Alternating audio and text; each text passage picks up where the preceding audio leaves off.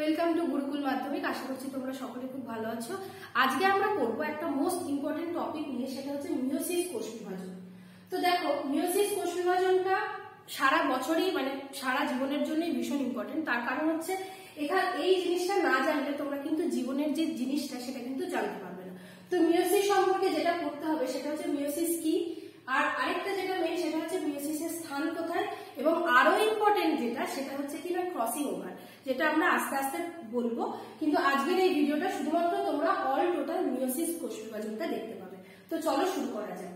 দেখো, তোমরা কিন্তু মাইটোসিস কোষ বিভাজন সম্পর্কে সকলেই জানো যে মাইটোসিস কোষ বিভাজন হচ্ছে সমবিভাজন, অর্থাৎ যেখানে জনিত্রী কোষের যে ক্রোমোজোম সংখ্যাটা সেটা কিন্তু অপত্য কোষে সেম থাকে, তাই জন্য বলা হয় একে সমবিভাজন।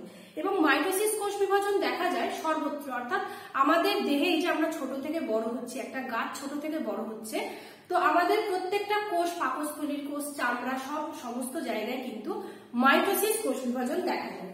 এবার আমরা জানবো যে মিয়োসিস কোষ বিভাজন কি। দেখো, প্রথম যেটা জানবো সেটা হচ্ছে যে মিয়োসিস কোষ বিভাজনকে বলা হয় কিন্তু হ্রাস বিভাজন। তো মিয়োসিস কোষ বিভাজনকে হ্রাস বিভাজন কেন বলা হয় সেটার জন্য ডিটেলস একটা ভিডিও করা আছে, তোমরা অবশ্যই কিন্তু দেখে নেবে। তো দেখো, কেন হ্রাস বিভাজন বলা হয় না, এখানে ক্রোমোজোম সংখ্যাটা জনিত্রী কোষ থেকে অপত্য কোষে অর্ধেক হয়ে যায়। তো জনিত্রী কোষ কি না, পিতৃকোষ বা মাতৃকোষ, অর্থাৎ পিতৃকোষ যেটা, ঠিক আছে। তো জনিত্রী কোষ থেকে অপত্য কোষে কি হয় না, হাফ হয়ে যায়, 2n থেকে n হয়ে যায়, তাই জন্য এটাকে বলা হয় হ্রাস বিভাজন বা রিডাকশন ডিভিশন, অর্থাৎ কমে যাচ্ছে সংখ্যাটা। মাইটোসিসের 2nটা 2nই থাকছে, কিন্তু এখানে কি হচ্ছে দেখো, 2nটা কিন্তু n হয়ে যাচ্ছে। দেখো, মিয়োসিস কোষ বিভাজন 2n যেটা জনন মাতৃকোষে দেখা যায়। দেখো, শুধুমাত্র জনন মাতৃকোষে যেখানে গ্যামেটের গঠন হয়, অর্থাৎ শুক্রাশয়, ডিম্বাশয়, পরাগধানী, পরাগরেণু, এই সমস্ত জায়গাগুলোতে কিন্তু মিয়োসিস কোষ বিভাজন দেখা যায়, আর সমগ্র দেহে কিন্তু মাইটোসিস কোষ বিভাজন দেখা যায়। মিয়োসিস কোষ বিভাজন কিন্তু শুধুমাত্র জনন মাতৃকোষে, ভেরি ভেরি ইম্পর্টেন্ট লাইন, যে মিয়োসিস কোষ বিভাজন কোথায় দেখা যায়, জনন মাতৃকোষ, অর্থাৎ শুক্রাশয়ের শুক্রাণু, ডিম্বাশয়ের ডিম্বাণু, এই জায়গাগুলোয় পুরুষের শুক্রাণু এবং মহিলার ডিম্বাণু, এবং যেখানে গ্যামেট তৈরি হয়, পুং গ্যামেট, স্ত্রী গ্যামেট তৈরি হয়, যেটা পরবর্তীকালে সন্তানের দেহে সঞ্চারিত হয় বাবার দেহ থেকে এবং মায়ের দেহ থেকে, কেবলমাত্র সেই জনন মাতৃকোষে কিন্তু মিয়োসিস কোষ বিভাজন দেখা যায়। আমরা কি বললাম না, মিয়োসিসকে বলা হয় হ্রাস বিভাজন। দেখো, প্রথম হচ্ছে দেহকোষ বা জনন মাতৃকোষ, যা খুশি 2n, জনন মাতৃকোষ। দেখো, এটা কি 2n মানে আমরা জানি যে ডিপ্লয়েড। তো এখান থেকে যখন হ্রাস হচ্ছে, দেখো n সংখ্যক হচ্ছে, ঠিক আছে, এই জন্য এটাকে বলা হচ্ছে হ্রাস বিভাজন। এবং তারপর কি হচ্ছে না, তারপর 4টে n বিশিষ্ট, অর্থাৎ 4টে হ্যাপ্লয়েড কোষ বিশিষ্ট অপত্য তৈরি করছে। তো মিয়োসিসের বৈশিষ্ট্যই এটা যে একটা ডিপ্লয়েড মাতৃকোষ থেকে 4টে হ্যাপ্লয়েড অপত্য কোষ তৈরি করে, অর্থাৎ এখানে কিন্তু ক্রোমোজোম সংখ্যাটা একবার মাত্র বিভাজিত হয়। দেখো, 2n থেকে কিন্তু n হয়েছে, n থেকেও কিন্তু nই হয়েছে, অর্থাৎ ক্রোমোজোম একবার বিভাজিত হয়, কিন্তু নিউক্লিয়াস ও সাইটোপ্লাজম কিন্তু দুবার বিভাজিত হয়, যেটা আমরা কোথায় দেখতে পাবো না, যেটা আমরা যখন পরপর ধাপগুলো পড়বো, অর্থাৎ মেটাফেজ, অ্যানাফেজ, টেলোফেজ, সেই ধাপগুলোতে গিয়ে কিন্তু জিনিসটা দেখতে পাবো। আচ্ছা, এই জিনিসটা তোমাদের বোঝার জন্য এই ছকটা আমি বানিয়েছি, তোমরা অবশ্যই খুব ভালো করে দেখো, এটা দেখলে কিন্তু তোমাদের ডাউট ক্লিয়ার হয়ে যাবে অনেকটা। পুরুষের দেহ যেটা, একটা মেল বডি যেটা, সেটা হচ্ছে 2n, মহিলার বডি যেটা সেটা হচ্ছে 2n, ঠিক আছে। n সমান কি না, n সমান হচ্ছে ক্রোমোজোম সংখ্যা, অর্থাৎ নাম্বার অফ ক্রোমোজোম। তো এখানে কি হচ্ছে দেখো, মিয়োসিস হচ্ছে, আমরা জানি জনন মাতৃকোষে মিয়োসিস ঘটে, অর্থাৎ শুক্রাশয়, ডিম্বাশয় কোষে মিয়োসিস ঘটছে, যেখান থেকে শুক্রাণু তৈরি হচ্ছে, দেখো 2n থেকে n। মহিলাদের ক্ষেত্রে ডিম্বাণু তৈরি হচ্ছে 2n থেকে n, অর্থাৎ হ্যাপ্লয়েড, n অর্থাৎ হ্যাপ্লয়েড। এবং এই শুক্রাণু এবং ডিম্বাণুর মিলনে কিন্তু তৈরি হচ্ছে জাইগোট, যেই জাইগোটটা পরবর্তীকালে বিভিন্ন দশার মধ্যে দিয়ে যাওয়ার পর ভ্রূণ দশায় পরিণত হচ্ছে, অর্থাৎ ভ্রূণ তৈরি করছে, এবং সেই ভ্রূণটা মাতৃগর্ভে থাকার পর পরিণত অবস্থায় একটা পরিণত পূর্ণাঙ্গ মানব দেহ তৈরি করছে, যেটা কিন্তু 2n। এবার ওই যে ছোট্ট ভ্রূণটা, অর্থাৎ জাইগোটের পরের ধাপ, তারপর থেকে যে পূর্ণাঙ্গ মানব দেহ, অর্থাৎ এই যে এত বড় শরীর, সমস্ত কিছু কিন্তু করছে মাইটোসিস, কারণ মাইটোসিস কোষ বিভাজনের ফলেই কিন্তু দেহের ক্ষয়, পূরণ, বৃদ্ধি সমস্ত কিছু ঘটছে। তোমরা এই জিনিসটা অবশ্যই খুব ভালোভাবে দেখো, তাহলে কিন্তু তোমাদের দেখো ডাউট অনেকটা ক্লিয়ার হয়ে যাবে। আচ্ছা, এবার আমরা চলে আসছি মিওসিসের ভাগ। অর্থাৎ মিওসিস আমরা এখানে দেখো দুটো জিনিস করলাম, একটা করলাম হ্রাস বিভাজন, একটা করলাম সমবিভাজন। এই যে হ্রাস বিভাজন যেখানে ঘটছে না, সেই জায়গাটা কিন্তু মিওসিস 1। মিওসিস 1 এ কিন্তু হ্রাস বিভাজন, মিওসিস 1 কে বলা হয় হ্রাস বিভাজন, এবং সমবিভাজন হচ্ছে এই জায়গাটা মিওসিস 2। আমরা আস্তে আস্তে ধাপে ধাপে পড়তে পড়তে দেখবো, এখনই ঘাবড়ানোর কিছু নেই, আমরা যখন দেখবো তখন দেখবে সব ক্লিয়ার হয়ে যাবে। তো মিওসিসকে দুটো ভাগে ভাগ করা হয়, একটা হচ্ছে মিওসিস 1, একটা হচ্ছে মিওসিস 2, এবং এই 1 আর 2 এর মাঝে আরেকটা দশা থাকে, সেই দশাটাকে কিন্তু বলা হয় ইন্টারকাইনেসিস।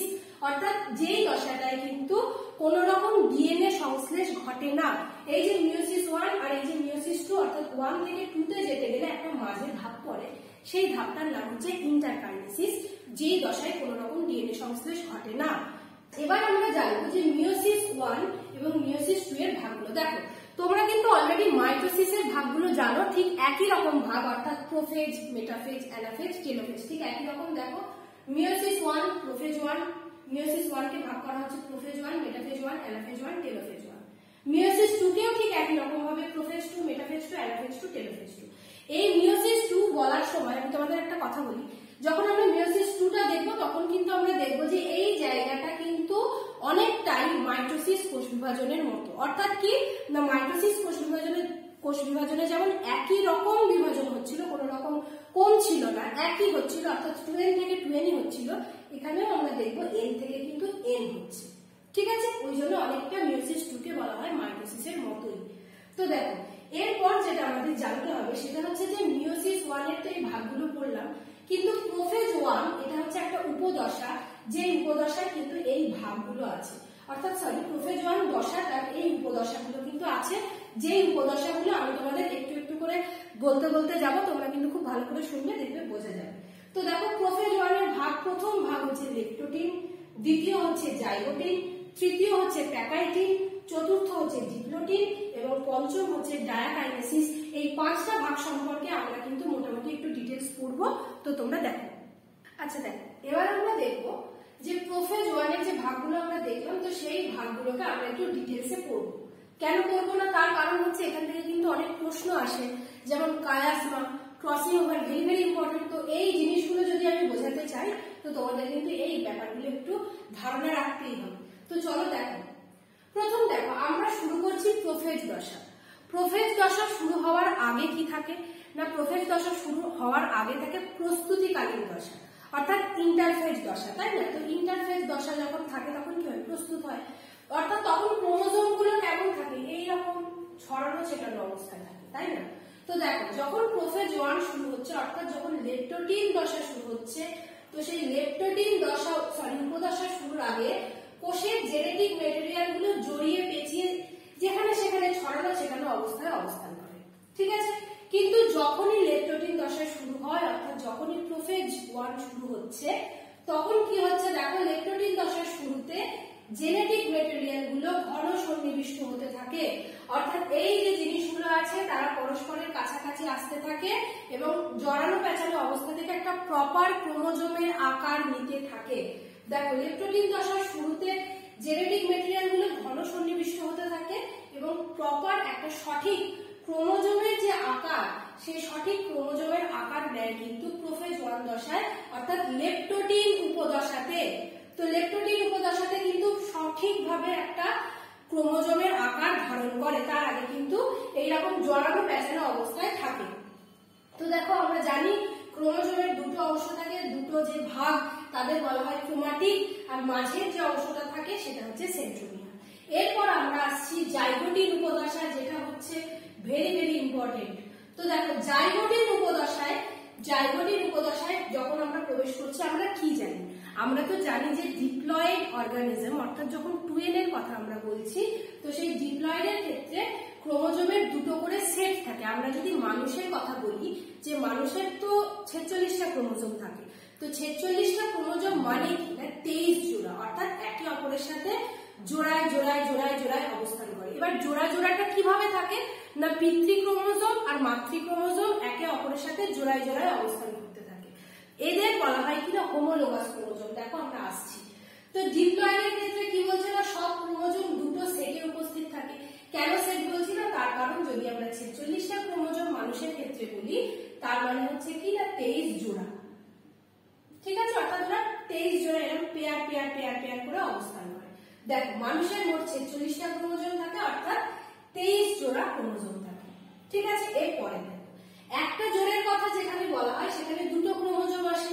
যদি আমরা একটা জোড়ের কথা বলি তো সেই জোড়ে কি হয়, পিতৃ ক্রোমোজোম মাতৃ ক্রোমোজোম দুটো ক্রোমোজোম আসছে একটা জোড়ের মধ্যে, দুটো ক্রোমোজোম আসে, এদের বলা হয় কি না homologous chromosome. Very very important, homologous chromosome বা সমসমস্ত ক্রোমোজোম কাকে বলে। আচ্ছা, এই হোমোলোগাস ক্রোমোজোমটা ডিটেইলসে কিন্তু ভিডিও করা আছে, তোমরা অবশ্যই ভালোভাবে দেখে নিও। তো এখান থেকে পড়লে তোমরা কি বুঝতে পারছো না, একটা জোড় যেখানে বলছে সেখানে দুটো ক্রোমোজোম অর্থাৎ পিতৃ ক্রোমোজোম মাতৃ ক্রোমোজোম যেগুলো জোড়ায় জোড়ায় জোড়ায় জোড়ায় অবস্থান করছে। তো এই জোড়ায় জোড়ায় বলছি, অর্থাৎ তাদের কিন্তু ধর্ম বলো আকৃতি বলো জিনের যে মানে আদান প্রদান সেগুলো মোটামুটি একই ধরনের হয়, তাই জন্যই তো তারা একসাথে জোড় করতে পারছে না। তো তাদের বলা হচ্ছে কি সমসমস্ত ক্রোমোজোম বা হোমোলোগাস ক্রোমোজোম। আচ্ছা, এরপর আমরা আসি, এবার দেখো তোমরা ছবিটা দেখো হোমোলোগাস ক্রোমোজোম আমরা এখানে কালার আলাদা করে বুঝিয়েছি, তার কারণ হচ্ছে যে যাতে তোমরা যখন ক্রসিং ওভার করবে জিনিসটা ভালোভাবে বুঝতে পারো। দেখো জোড়ায় জোড়ায় অবস্থান করছে, একে বলা হচ্ছে কি না হোমোলোগাস ক্রোমোজোম। এই হোমোলোগাস ক্রোমোজোম গুলো একে অপরের কাছাকাছি আসছে এবং একে অপরের সাথে সংযুক্ত হতে শুরু করে, কারণ ক্রসিং ওভার মানে কি না একটা অপরটার সাথে যুক্ত হবে, একটার সঙ্গে অপরটার জেনেটিক মেটেরিয়ালের আদান প্রদান হবে। তো দেখো কি বলছে না হোমোলোগাস ক্রোমোজোম যখন পাশাপাশি এই যে এরা এই অবস্থায় ছিল, এরা যখন কাছাকাছি আসতে শুরু করছে তো যখন নিশ্চয়ই কিছু একটা উপাদান আছে যার জন্য এরা কাছাকাছি আসছে, তো সেই উপাদানটাকে সেই জিনিসটাকে কি বলছে দেখো, বলছে হোমোলোগাস ক্রোমোজোম পাশাপাশি আসে এবং একে অপরের সাথে সংযুক্ত হতে শুরু করে, একে বলা হয় সাইন্যাপসিস। এটাও কিন্তু একটা 2 নম্বরের প্রশ্নের জন্য খুব ইম্পর্টেন্ট। তো বুঝতে পারলে যে দেখো হোমোলোগাস ক্রোমোজোম গুলো পাশাপাশি ছিল কিন্তু আরো যে কাছাকাছি যাবে অর্থাৎ একটা অপরটার সাথে যে পেয়ার করবে তার জন্য কি দরকার, একটা কিছু উপাদান দরকার, একটা মাঝে কিছু জিনিস থাকার দরকার, সেটা হচ্ছে কি না সাইন্যাপসিস। এই যে একে অপরের সাথে যুক্ত হতে শুরু যখন করছে সেই শুরু করার ঘটনাটা হচ্ছে সাইন্যাপসিস। এবার দেখো কি বলছে, বলছে দুটো হোমোলোগাস ক্রোমোজোমের মাঝে একটা কমপ্লেক্স তৈরি হয় যার ফলে এরা একে অপরের কাছাকাছি আসছে অর্থাৎ সাইন্যাপসিস ঘটছে। তো সেই মাঝের যে কমপ্লেক্স সেই কমপ্লেক্সটার নাম হচ্ছে সাইন্যাপ্টোনিমাল কমপ্লেক্স। তো সাইন্যাপসিস কি না যখন একে অপরের কাছাকাছি এসে গেছে আসছে সেটা হচ্ছে সাইন্যাপসিস অর্থাৎ সংযুক্ত হতে শুরু করছে। এবার সংযুক্ত হচ্ছে কিসের জন্য না সাইন্যাপ্টোনিমাল কমপ্লেক্সের কারণে, কারণ সাইন্যাপ্টোনিমাল কমপ্লেক্সটা এদের এই হোমোলোগাস ক্রোমোজোম দুটোর মাঝামাঝি অবস্থান করে এদের দুজনকে কাছাকাছি আনতে সাহায্য করছে। যেমন তোমাদের দুজন বন্ধুর মধ্যে যদি ঝগড়া হয় মিডিয়েটর কেউ একজন থাকে না যে তোমাদের দুটো বন্ধুর মধ্যে মিল করিয়ে দেয়, তো ঠিক সাইন্যাপ্টোনিমাল কমপ্লেক্সের কাজ হচ্ছে অনেকটাই এরকম। দেখো তো এই যে সাইন্যাপসিসের পরে হোমোলোগাস ক্রোমোজোমের যে জোড় তৈরি হলো অর্থাৎ এরা যে কাছাকাছি এলো এদের যে জোড় তৈরি হলো তাকে বলা হচ্ছে কি না বাইভ্যালেন্ট বা টেট্রাড। বাইভ্যালেন্ট বা টেট্রাড, বাইভ্যালেন্ট কেন টেট্রাড কেন আমরা এক্ষুনি আসছি। তো এই যে হোমোলোগাস ক্রোমোজোম তৈরি হলো তো এদের কি বলা হচ্ছে না বাইভ্যালেন্ট বা টেট্রাড। এবার দেখো বাই কথাটার অর্থ কি না দুই, তাই না বাই কথাটার অর্থ হচ্ছে দুই। কেন দুটো, কারণ দেখো আমরা যখন বলেছি জোড়ায় জোড়ায় অবস্থান করছে মানে কি দুটো করে ক্রোমোজোম থাকছে, তাই তো জোড়ায় জোড়ায় অবস্থান করছে মানে কি এটা একটা ক্রোমোজোম এটা একটা ক্রোমোজোম অর্থাৎ দুটো ক্রোমোজোম থাকছে বলে তাকে বলা হচ্ছে কি না বাইভ্যালেন্ট। এবং টেট্রাড লাস্টে দেখো ড আছে ক্রোমাটিডের সাথে মিল অর্থাৎ কি না চারটে ক্রোমাটিড থাকছে। তোমরা দেখো একটা দুটো তিনটে চারটে ক্রোমাটিডের জন্য নাম হচ্ছে টেট্রাড। এবং যেহেতু দুটো ক্রোমোজোম থাকে এই যে এটা একটা ক্রোমোজোম এটা একটা ক্রোমোজোম তাই জন্য হচ্ছে বাইভ্যালেন্ট। আরেকটা জিনিস বলে দিই এই দুটো এরা কিন্তু হচ্ছে সিস্টার ক্রোমাটিড এবং এর সাপেক্ষে এ কিন্তু হচ্ছে নন সিস্টার ক্রোমাটিড। এইটা হচ্ছে সিস্টার এবং এর সাপেক্ষে এ হচ্ছে কি না নন সিস্টার ক্রোমাটিড। সবসময় মনে রাখবে নন সিস্টার ক্রোমাটিডের মধ্যে কিন্তু জিনের আদান প্রদান ঘটে। দেখতেই পাচ্ছ তোমরা লালের সাথে আমরা নীলকে ক্রস করিয়েছি। আচ্ছা এরপর আমরা চলে আসছি পরবর্তী উপদশা অর্থাৎ প্যাকাইটিন উপদশা। দেখো কি বলছে, এবার তো হোমোলোগাস ক্রোমোজোম গুলো কাছাকাছি এসেছে, এবার কি হচ্ছে না দুটো হোমোলোগাস ক্রোমোজোমে ক্রোমাটিড রিকম্বিনেশন নডিউল গঠন করছে। কি গঠন করছে না রিকম্বিনেশন রিকম্বিনেশন নডিউল। রিকম্বিনেশন অর্থাৎ একে অপরের সাথে কম্বাইন করে যাচ্ছে, যুক্ত হয়ে যাচ্ছে, অর্থাৎ সংযুক্ত হচ্ছে। এদের দুজনের মাঝে জেনেটিক মেটেরিয়াল আদান প্রদান হচ্ছে। দেখো খুব ভালো করে ছবিটা বুঝো, জেনেটিক মেটেরিয়াল আদান প্রদান হচ্ছে, জেনেটিক মেটেরিয়াল আদান প্রদান হচ্ছে। এই ঘটনাটাকে বলা হচ্ছে কি না ক্রসিং ওভার। ক্রসিং ওভার কিন্তু খুব খুব খুব ইম্পর্টেন্ট। আমি ক্রসিং ওভার নিয়ে আরেকটা ভিডিও করব, তো তোমরা যদি এটা ভালোভাবে বুঝে যাও ওটা তোমাদের বুঝতে অনেক সুবিধা হবে। তো তোমরা অবশ্যই দেখো যে ক্রসিং ওভার কি, ক্রস করছে অর্থাৎ একে অপরের সাথে নন সিস্টার ক্রোমাটিড গুলো, নন সিস্টার ক্রোমাটিড দেখো নীলের সাপেক্ষে লাল কিন্তু নন সিস্টার, নীলের সাপেক্ষে নীল কিন্তু সিস্টার। নন সিস্টার ক্রোমাটিড দ্বয়ের মধ্যে কি হচ্ছে জেনেটিক মেটেরিয়ালের আদান প্রদান হচ্ছে, এটি বলা হচ্ছে ক্রসিং ওভার। এবং এই ক্রসিং ওভার তো এমনি এমনি হয় না, এটাতে বিভিন্ন রকম উৎসেচক কাজ করে।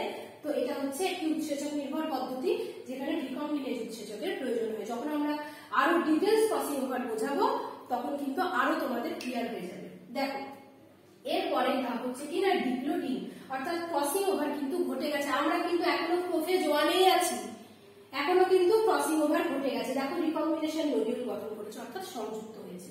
আচ্ছা এরপর কি হচ্ছে ডিপ্লোটিন উপদশাতে না এই যে মাঝের যে জায়গাটা ছিল অর্থাৎ যে মিউচুয়াল ফ্রেন্ড ছিল, দুজন বন্ধুকে কাছাকাছি এনেছিল, সে কিন্তু এবার কি করলো চলে গেল। অর্থাৎ দেখো সাইনাপ্টোলিমাল কমপ্লেক্স কিন্তু অদৃশ্য হয়ে গেছে। তোমরা ছবিতে কিন্তু দেখতে পাচ্ছ না, সাইনাপ্টোলিমাল কমপ্লেক্স অদৃশ্য হয়ে যায় এবং হোমোলোগাস ক্রোমোজোমগুলো এদের কিন্তু অলরেডি জিনের আদান প্রদান ঘটে গেছে। হোমোলোগাস ক্রোমোজোমগুলো একে অপরের থেকে দূরে যেতে শুরু করছে। দেখো এরপরে এই ছবিটা দেখলে তোমরা ক্লিয়ার হবে যে এদের জেনেটিক মেটেরিয়াল আদান প্রদান কিন্তু হয়ে গেছে। দেখো নীল ছিল এই অংশটার ক্রোমোজোম, মানে এই অংশটার জিন এসে কিন্তু কালার চেঞ্জ হয়েছে এবং এই লালটাতে কিন্তু নীলটা গেছে, অর্থাৎ ক্রসিং ওভার যে ঘটেছে সেটা কিন্তু এর প্রমাণ। এবার কি হচ্ছে ক্রোমোজোমগুলো একে অপরের থেকে দূরে যেতে শুরু করছে, কিন্তু পুরোপুরি দূরে যাচ্ছে না, একটা অ্যাটাচমেন্ট সাইটে অ্যাটাচ থাকছে, একটা টার্মিনেশন সাইটে অ্যাটাচ থাকছে, একটা জায়গাতে অ্যাটাচ থাকছে। একে বলা হচ্ছে কি অর্থাৎ ক্রসিং ওভারের দিকে সংযুক্ত থাকছে, একে বলা হচ্ছে কি না কায়াজমা।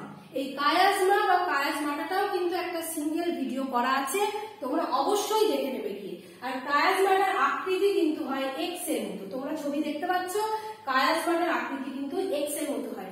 কায়াজমাটা তখনই হচ্ছে যখন ক্রসিং ওভার ঘটে গেছে, ক্রসিং ওভার ঘটছে দেখতে পাচ্ছ।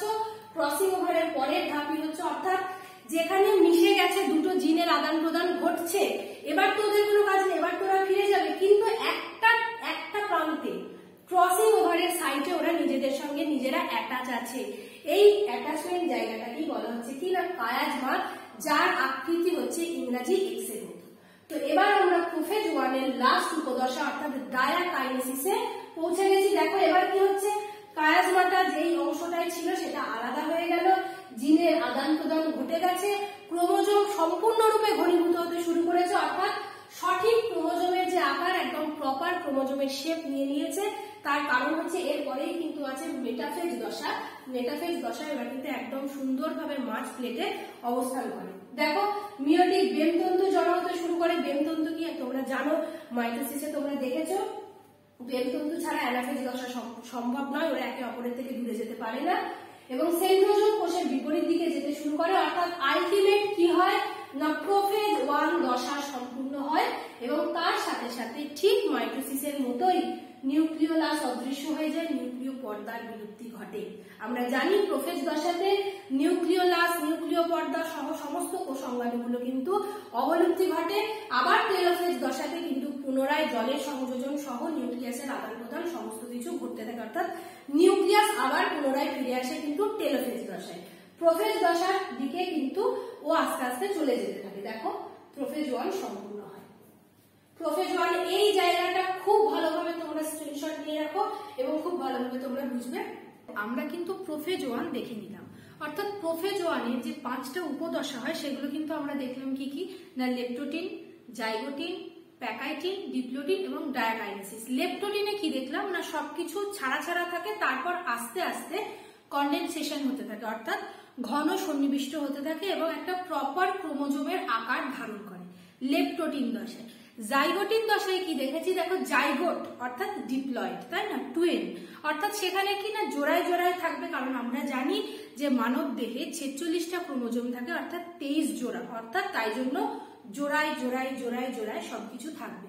এবার এদের মাঝখানে কি হবে না, একটা কমপ্লেক্স সৃষ্টি হবে, যেটাকে আমরা বললাম সাইনাপ্টোনিমাল কমপ্লেক্স, সাইন্যাপসিস তৈরি হবে। এরপর কি হবে না, এরপর যেটা দেখা যাবে সেটা হচ্ছে টেট্রাড গঠিত হবে বা বাইভ্যালেন্ট গঠিত হবে।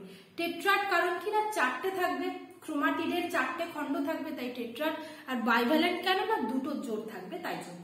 তারপর আমরা প্যাকাইটিন উপদশায় কি দেখলাম, মোস্ট ইম্পর্টেন্ট দেখবে তোমরা বারবার কিন্তু আসছে, এটা কি না, প্যাকাইটিনে কিন্তু আমরা দেখেছি ক্রসিং ওভার ঘটে, অর্থাৎ জেনেটিক যে বস্তু বা জেনেটিক যে মেটেরিয়াল তার কিন্তু আদান প্রদান ঘটে, সেটা হচ্ছে প্যাকাইটিন উপদশাতে।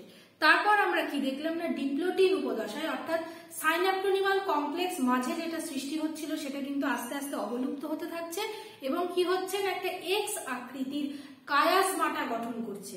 তারপর লাস্ট যেটা আমরা দেখলাম অর্থাৎ প্রোফেজ 1 শেষ হলো, সেটা হচ্ছে ডায়াকাইনেসিস, অর্থাৎ কি হলো না, জলের বিয়োজন ঘটলো, ক্রোমোজোম গুলোকে স্পষ্টভাবে দেখতে থাকলাম। এবার দেখো এরপর আমরা যেটা দেখবো সেটা হচ্ছে, আমরা তো জানি যে মিওসিস 2টো ভাগে বিভক্ত, অর্থাৎ মিওসিস 1 যেটাকে বলা হয় হ্রাস বিভাজন এবং মিওসিস 2 যেটাকে বলা হয় সমবিভাজন।